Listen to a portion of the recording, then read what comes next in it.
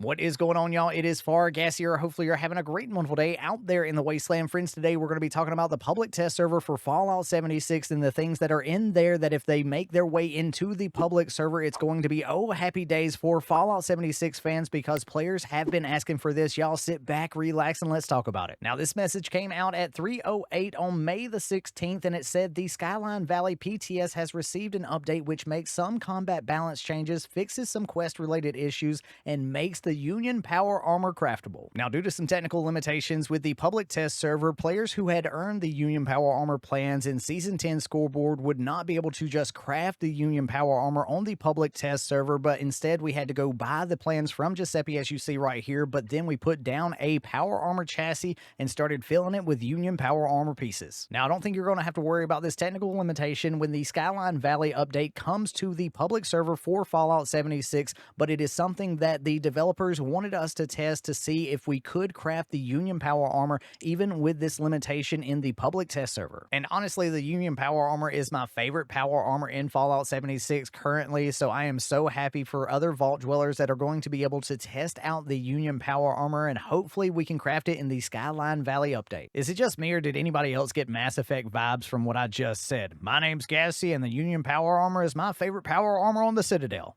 I should go. Now, in a recent DTD video, they were talking about Minerva having some new plans in her inventory on the public test server, and I had no idea about this. If you hadn't seen the video, we'll leave a link to it in the description below, but the information comes from nukenights.com. And now, if you don't know who nukenights.com, they are a wealth of knowledge on Fallout 76. They have an amazing website, and I'll have a link to nukenights.com as well in the description below. Now, in this article, they do talk about the plans that have been added into Minerva's inventory, but that is not all, y'all. Also, in this article, they talked about 2 new locations and 2 new enemies for daily ops, going against the fanatics in the Foundry of the Pit and also going against the Overgrown in the Aquarium of the Atlantic. Now, one cool thing that is going on inside of the public test server right now is just like in the public server for Fallout 76, Minerva is at the White Spring Resort until May the 20th at 12 p.m. Eastern. So if you have a Steam account, you can go in there and check out these plans that have been added to her inventory. And yes, these are some daily op plans. We have the alien backpack, and then we have some skins for the handmaid.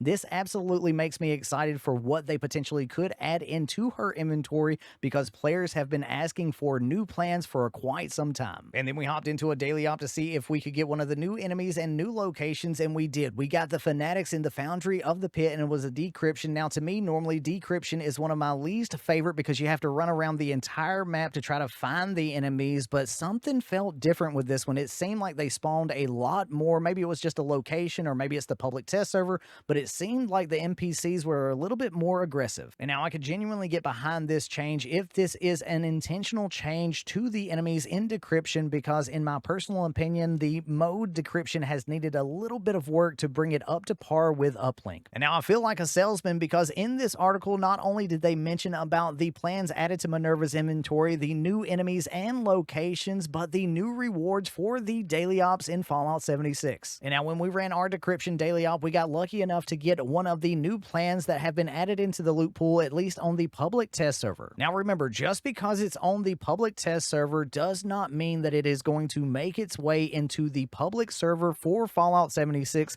Might I remind you, when Wiggle Plays and I were doing a public test server together, there were double mutated events at the top of the hour, and we still have not seen them brought into Fallout 76 yet. So let me say it one more time for those in the back. Just because it's in the public test server does not mean that it's going to be made into the public server for Fallout 76. And remember, friends, get yourself a box of Dandy Boy apples because Dandy Boy apples are so good, they never go bad. Now, we'll have a link to these notes in the description below, but these are the combat balance changes. Removed a hidden negative 50% damage debuff from all two-handed automatic melee weapons, and the following mods now add 60% elemental damage and reduces physical damage by 40%. The weapons for Electrified are the Auto Axe, Mr. Handy Buzz Blade, Chinese Officer Sword, the Shepherd's Crook, the Sheep Squash Staff, the Sheep Squash Club, the Hatchet, the Assaultron Blade, the Revolutionary Sword, the Baton, the Vault 63 Shock Baton, the Burning Auto Axe, and the Chainsaw mod. Now, the Poison for the Auto Axe, and also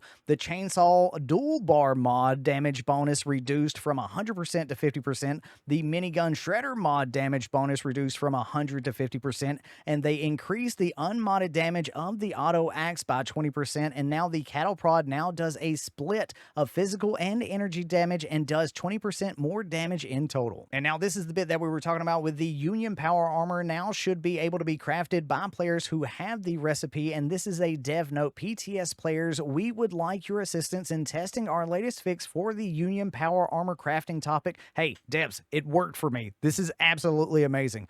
The armor should now be craftable for those who have bought and learned the recipe from Giuseppe. Please note that due to technical limitations, players who earned the armor plans from Season 10 will not be able to craft it on the PTS. This is why we had to go to Giuseppe and buy the plans with the stamps.